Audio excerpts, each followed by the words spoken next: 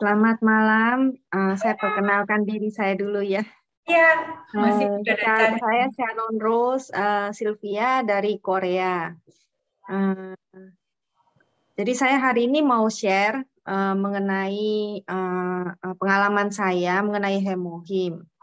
Nah, jadi yang sebenarnya bukan saya tapi anak saya. Anak saya. Jadi anak saya itu pada saat umur 4 tahun itu dia pada waktu itu kena asma. Kena asma dan waktu itu saya juga nggak tahu ternyata dia itu ada asma. Jadi saya kira cuman flu biasa. Flu biasa gitu tapi kok apa ya kok makin lama makin kayak nafasnya susah terus batuk terus semalaman itu batuk. Nah, akhirnya terus kita ke rumah sakit, ke dokter di sini, terus habis itu dibilang, oh ini mesti cepetan masuk ke rumah sakit karena sebentar lagi anaknya sudah nggak bisa nafas sama sekali. Berarti benar-benar maksudnya waktu itu udah maksudnya kondisinya nggak bagus gitu. Terus akhirnya dia masuk rumah sakit, diinfus, terus habis itu kata dokter bilang apa asmanya itu parah-parah. Jadi eh, waktu itu dibilang ini sampai gede bakal nggak bakal bisa sembuh. Jadi harus pakai biasanya kalau orang asma itu yang semprotan untuk asma itu ya. Heeh. Nah, jadi pada saat itu saya udah maksudnya aduh udah down sih sebenarnya karena kan anak saya sendiri gitu loh dan dia masih kecil masih 4 tahun. Jadi karena di Korea sini selalu ada 4 musim, musim dingin, musim musim dingin, semi, terus panas, nanti musim fall. Fall itu apa ya bahasa Indonesianya? Musim Gugur, ya, gugur. gugur. Nah, jadi mm, setiap pergantian musim itu dia pasti kambuh, kambuh gitu.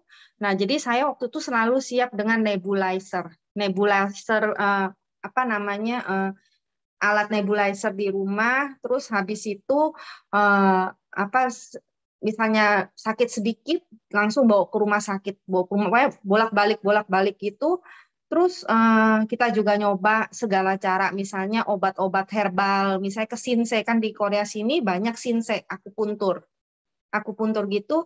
Jadi kalau pas pergi ke akupuntur itu karena anak saya ini udah trauma, dia di rumah sakit gitu sampai infus, sampai nggak bisa nafas.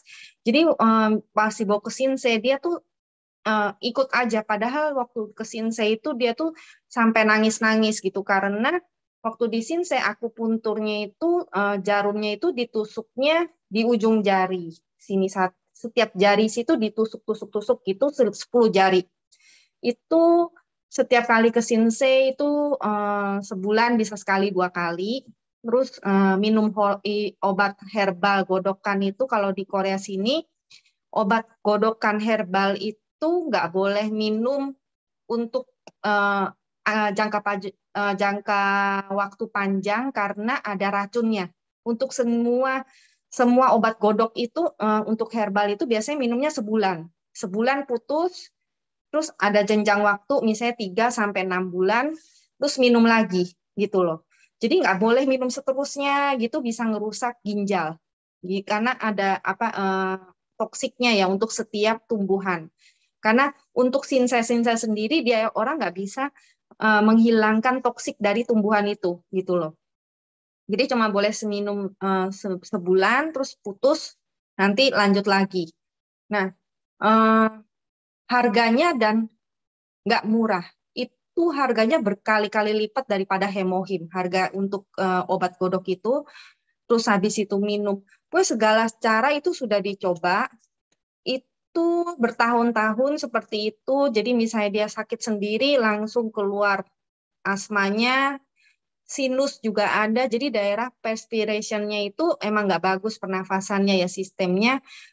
Tidur itu selalu menganga karena hidungnya buntu, ada sinusnya. Terus habis itu, jadi kalau pagi itu selalu ngambek karena dia nggak tidurnya nggak lelap kan karena terus habis itu bau mulut juga. Jadi mengganggu juga sih karena dia selama tidur itu selalu nganga, semua virus masuk gitu kan. Jadi pokoknya badannya itu jadinya nggak sehat lah. Kalau misalnya renang itu nggak bisa. Renang dikit langsung kambuh asmanya. Nah, jadi pas umur 9 tahun ke sekitar kelas 3 SD, saya mulai dengar mengenai etomi. Jadi saya tertarik dengan etomi itu sebenarnya karena bisnis globalnya. Terus saya pakai skincare-nya dulu, oh saya suka. Terus saya baru dengar mengenai hemohim gitu loh, hemohim. Nah, terus pas waktu itu saya pikir karena waktu itu saya itu minum anak saya hemohim itu supaya dia nggak gampang flu gitu loh. Saya nggak berpikir untuk ngilangin asmanya apa itu nggak ada pemikiran sama sekali. Cuman supaya dia nggak gampang flu aja. Supaya dia nggak gampang flu, jadi minumin aja terus itu hemohim, hemohim. Yang biasanya saya sebulan sekali itu pasti ke dokter 1-2 kali. Tapi setelah berapa lama, kok saya sadar, loh kok nggak pernah ke dokter lagi ya, gitu loh. Terus habis itu setelah setahun gitu, saya lihat kok asmanya nggak pernah kambuh. Walaupun misalnya pergantian musim, nggak pernah kambuh lagi. Terus dia belajar renang, nggak pernah kambuh lagi dan pas tidur itu udah nggak pernah lagi ngangap atau misalnya pagi itu selalu bersin kalau sinus itu kan bersinnya parah gitu kalau pagi. Nah itu nggak pernah lagi gitu loh. Jadi ya tanpa saya sadari selama ini nggak pernah ke sinse, nggak pernah ke dokter, tapi dia punya sinus hilang dan asmanya itu juga hilang. Jadi saya bersyukur banget sih karena apa ya? Akhirnya anak saya sekarang udah SMA 1 ya, sekarang udah SMA 1. Jadi selama bertahun-tahun itu dia minum terus hemohim, nggak putus gitu untuk menjaga kesehatannya. Dan sangat bersyukur sampai sekarang nggak pernah kambuh lagi asmanya. Jadi berterima kasih banget sih, maksudnya hemohim itu seperti berkah ya untuk anak saya juga, bantu dia. Akhirnya dia nggak perlu bergantung dengan alat asma, apa semprot itu juga nggak perlu. Terus habis itu bisa tumbuh dengan sehat dan eh, dengan seperti anak-anak normal yang lainnya gitu. Nah, jadi untuk share saya mengenai anak saya yang hemohim itu sampai sini sebenarnya saya ada hemohim itu juga bantu ini sih suami saya karena dia livernya nggak bagus. Orang Korea kan suka minum soju, livernya nggak bagus. Orang Korea itu paling nggak bagus liver. Nah itu juga banyak membantu banget dengan hemohim. Nah untuk testimoni saya mengenai hemohim itu sampai sini dulu. Eh, untuk Bu Tina sudah masuk tadi sebenarnya. Oke, Ada kok Bu Tina. siap. Boleh sekalian Ibu Tina. Sebentar Bu Silvi. Tadi Boleh. anaknya, maaf saya kelewatan mungkin ya. Minum hemohimnya berapa ya sehari ya? Sehari satu. Pertama itu sehari 2 bungkus pertama. Buat jaga-jaga kesehatan sebenarnya bukan untuk menghilangkan apa namanya penyakit waktu itu. Jadi sehari cuma 2 gitu. Sekarang satu atau tetap 2? Sekarang sehari 1. Terus tapi kalau dia lagi nggak enak badan dia minum 2. Gitu. Udah tahu sendiri ya, jadi mesti ngambil hemohim sendiri pastinya. Iya, kalau sakit Biasa. cari sendiri langsung. Luar biasa. Soalnya saya sebagai ibu tahu ya rasanya kalau anak kita lagi sakit atau gimana itu kita perasaan kalau bisa kita aja yang sakit, jangan anak kita. Apalagi waktu itu masih 4 tahun.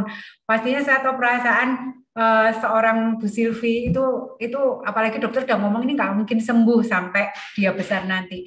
Itu hal yang pasti membuat seorang ibu itu, aduh kenapa ya, kenapa bisa dapat penyakit seperti ini. Tapi puji Tuhan sih dengar ceritanya Bu Silvi, mungkin banyak ibu-ibu di sini atau keluarga di sini yang mungkin sekarang merasakan hal yang sama. Jadi kenapa kami ingin memberikan testimoni ini mungkin bisa dari sharing Bu Silvi, teman-teman yang mungkin mempunyai masalah yang sama, masalah asma kah atau anaknya juga mengalami hal yang sama. bisa terbantu ya Bu Silvi dengan sharingnya Bu Silvi saat ini malam ini. Terima kasih Bu Silvi, sharingnya Terima luar kasih. biasa dan anaknya sehat selalu, keluarga sehat selalu. Ternyata saya tahu nggak boleh minum soju banyak-banyak ini ya nanti. Lepernya nggak baik nanti. Oke, terima kasih Bu Silvi. 구독, 좋아요 눌러주세요.